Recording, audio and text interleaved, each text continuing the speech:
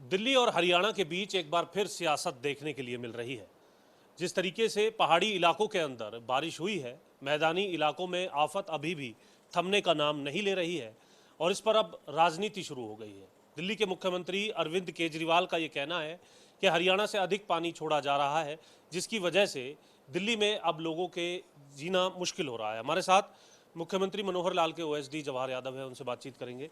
Sir, किस तरीके से देखते हैं दिल्ली के मुख्यमंत्री का ये कहना कि हथनी कुंड बैराज से पानी छोड़ा जा रहा है, काफ़ी दिक्कत आ रही है, चाहे पॉल्यूशन का मुद्दा हो या फिर अब पानी का मुद्दा, इस तरीके से हरियाणा पर आरोप जो लगाया जा रहा है उस पर क्या कहें? देखिए केजरीवाल जी केवल आरोप लगाते हैं। अब उनको ये ध्यान में नहीं रहता कि वो सालों से अब मुख्यमंत्री है और मुख्यमंत्री को समाधान देना होता है। उनके पास समाधान नहीं, केवल आरोप लगाओ और उससे भाग जाओ। उन्होंने कहा जी पानी ज़्यादा छोड़ा है, क्या हम कहीं स्टोर कर रहे हैं पानी को? जो हम पानी पीछे से पानी आ रहा है, अगर हिमाचल से पानी आ रहा है तो निश्चित में वो फ्लो में जाएगा। आज जो पानी दिल्ली में जा रहा है, क्या उसको केजरीवाल रोक पा रहे हैं? वो भी तो आगे हरियाणा के माध्यम से फिर उत्तर प्रदेश में जा रहा है। तो ये केवल बचकानी हरकतें हैं। उन्होंने आज भी ये कहा कि 10 लाख क्यूसेक पानी छोड़ा गया। अगर 10 लाख क्यूसेक, मैंने अभी आईटीओ की वीडियो जारी की गई है, उसमें 3.25 लाख क्यूसेक पानी है। अगर 10 लाख क्यूसेक पानी छोड़ा जाता तो रायसीना हिल्स भी डूब जाता, यानी कि मुख्यमंत्री आवास भी डूब चुका होता, माननीय प्रधानमंत्री आवास भी डूब चुका होता और राष्ट्रपति भवन तक के उस पर पानी चला जाता अगर 10 लाख क्यूसेक पानी छोड़ा गया होता। केवल झूठ बोलना और इसके आगे वो राजनीति करते हैं। मैंने वो वीडियो जारी की है जिसमें आईटीओ की वीडियो, और इसमें स्पष्ट रूप से नज़र आ रहा है कि पानी की ऊंचाई क्या है जिसके माध्यम से है। 10 लाख क्यूसेक पानी का आप किसी भी सिंचाई विभाग के उस व्यक्ति से बात करेंगे, वो ये आपको बता देगा 10 लाख क्यूसेक पानी का मतलब डूबने का मतलब है पूर्वी दिल्ली का डूबना, उत्तरी दिल्ली का डूबना और दक्षिणी दिल्ली का डूबना। ये सब एरिया डूब चुका होता तो वो केवल झूठ बोलते हैं और बाकी कुछ नहीं करते। सर, उनके पास फिर कौन से आंकड़े आ गए जो 10 लाख क्यूसेक पानी छोड़ने की बात वो कह रहे हैं हरियाणा को? देखिए तो बोलते ही झूठ है। वो जब हरियाणा में आए और यहाँ पलवल में बिजली ले ली की, उन्होंने कहा कि हरियाणा के कर्मचारी बिजली की चोरी पकड़ने लिए के घरों में जाते हैं तो वो इसलिए जाते हैं कि उन्होंने वहाँ महिलाएं छेड़नी होती है। तो ऐसा व्यक्ति जो केवल झूठ बोलता है उसके प्रश्न का क्या उत्तर दे? उनसे पूछना चाहिए अगर 10 लाख क्यूसेक पानी छोड़ा जाता तो दिल्ली का कितना बड़ा हिस्सा डूब जाता। मैंने तो वीडियो जारी किए हैं कि 3.25 क्यूसेक लाख क्यूसेक पानी छोड़ा गया है। आईटीओ की वीडियो है, तो जो वीडियो दी है वो घंटों पहले की वीडियो है जिसमें स्पष्ट रूप से नजर आ रहा है वो झूठ बोलते हैं, उनको कुछ करना नहीं होता। वो हम पे क्वेश्चन करते हैं पंजाब में क्या क्या हाहाकार मचा हुआ है इस समय प्राकृतिक आपदा में, एक बार वहाँ जाकर देख ले। हमारे मुख्यमंत्री तत्परता से लगे हुए हैं, उन्होंने हवाई दौरे भी किए हैं, केंद्र ने 216 करोड़ रुपए की सहायता राशि दी है, एनडीआरएफ अपना काम कर रहा है, हमारे जनप्रतिनिधि लोगों के बीच जा रहे हैं।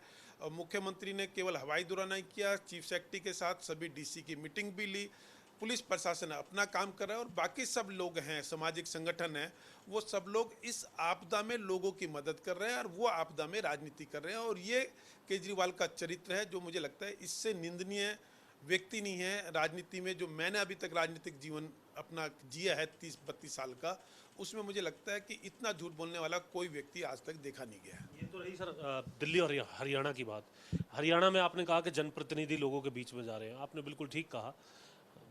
सांसद नायब सैनी और जेजेपी से जो विधायक है ईश्वर सिंह, वो लोगों के बीच में गए, बदसलूकी देखने के लिए मिली। कैसे देखते हैं आप इसको? लोग अब काफ़ी गुस्से में हैं, उनका कहना है 4 दिन से लाइट नहीं है, खाने पीने की व्यवस्था नहीं है। इन तमाम चीज़ों को लेकर के आपका सरकार के स्तर पर क्या कदम रहेगा? देखिए ये एक प्राकृतिक आपदा है। लोग उदाहरण दे रहे हैं कि 1978 में भी ऐसा मंजर नहीं था, इतना पानी नहीं था जितना अब पहुंच गया।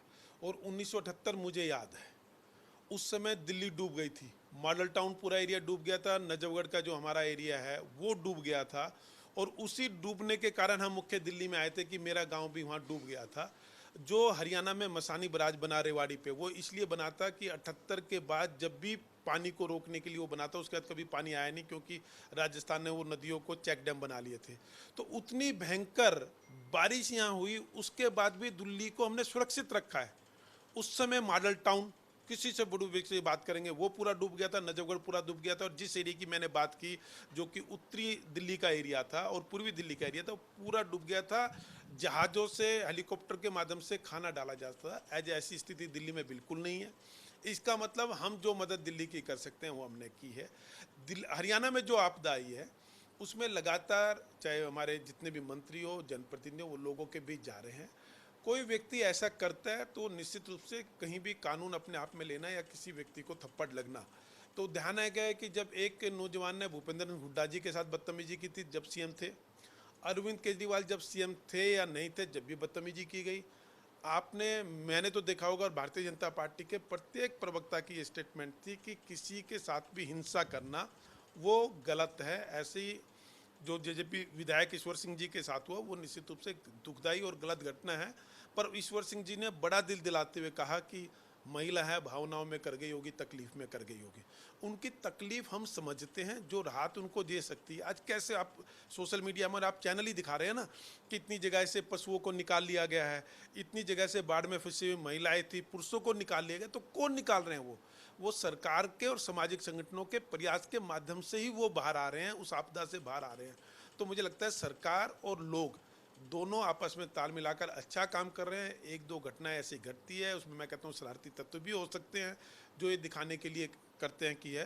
तो परंतु लोगों को भी पता है कि सरकार अच्छा काम कर रही है। अनिल विज जी खुद अम्बाला में लगे हैं, असीम गोयल जी लगे हैं। इधर आप नैब सैनी कुरुक्षेत्र के सांसद होने के नाते वो भी करेगा। उनकी गाड़ी को भी रोका गया है। तो वो कुछ लोग हैं, परंतु 99.99 लोगों को पता है कि जनप्रतिनिधि आके लोगों के हित में काम कर रहे हैं। हमारे सारे डीसी, सारे एसपी, सारे अधिकारी रोड पर हैं। और ये मुझे लगता है कि और 24 घंटे में हरियाणा के हालात और बेहतर हो जाएंगे। पशुओं को कैसे चारा मिले, हम उस पर फोकस कर रहे हैं। जिस गांव में पानी आ गया था, मनुष्य के साथ साथ पशु, हमारे यहाँ धन कहलाता है, पशुधन कह के हम बात करते हैं, उनको भी निकाला जा रहा है। तो वो इसलिए है कि एक एक व्यक्ति की प्लानिंग कर रहे हैं। कोई दुर्घटना, आज मुझे कोई दुर्घटना की मानव हानि हुई हो ऐसी कोई दुर्घटना आज नहीं आई है। उस समय जरूर कुछ हुई है, उससे हम बाहर आ चुके हैं। सर, इसके साथ साथ अगर हम बात करें, सड़कें जो हैं वो ख़राब हो चुकी हैं। कई जगह जो होल्स हैं सड़कों में वो देखने के लिए मिल रही हैं। सड़कें धंस चुकी हैं। जो ये बरसाती नदियां हैं ये कई जगह से कट गई हैं। इन तमाम चीज़ों को दुरुस्त करने पर क्या कदम उठाया? देखिए, अभी तो पहले ये है कि हम मानव जीवन की रक्षा करना, पशुधन की रक्षा करना, उनको करना है। उसके बाद जो हमारा इंफ्रास्ट्रक्चर है, कहीं लाइट बाधित हुई है, लाइट देना, जहाँ पीने का पानी था पीने का पानी देना, ये हमारी प्राथमिकता है। और ये सब भी रोड को दुरुस्त करते हुए ही आगे बढ़ेंगे, क्योंकि जब तक सड़क मार्ग अगर टूट जाएगा तो भी लोगों को राहत सामग्री नहीं मिल पाएगी। तो जहाँ जहाँ ऐसी दिक्कतें आ रही है उसका अल्टरनेट मार्ग खोजा जा रहा है, या उसको टेम्परेरी रूप से तैयार करके कि पहले हम राहत सामग्री दे सके और बाद में उसको ठीक करना, ये हमारी प्राथमिकता में है। लोग ये भी सरकार की तरफ देख रहे हैं कि घरों के अंदर 4-4 फुट तक पानी आ गया है। अब उनका सामान जो है वो ख़राब हो गया, तो कोई सरकार की तरफ से कोई मदद उनको भी दी जा सकती है? देखिए, जो मानव हानि हुई तो माननीय मुख्यमंत्री ने उनके 4 लाख रुपए पर व्यक्ति की गई है। ऐसी प्राकृतिक आपदा के चलते जो क्लेम आएगा उसमें जो उचित कार्रवाई हो सकती है। और देखिए, मैं तो यहाँ चंडीगढ़ में बैठा हूँ, आप जिस कक्ष में बैठे हैं इसमें पानी था।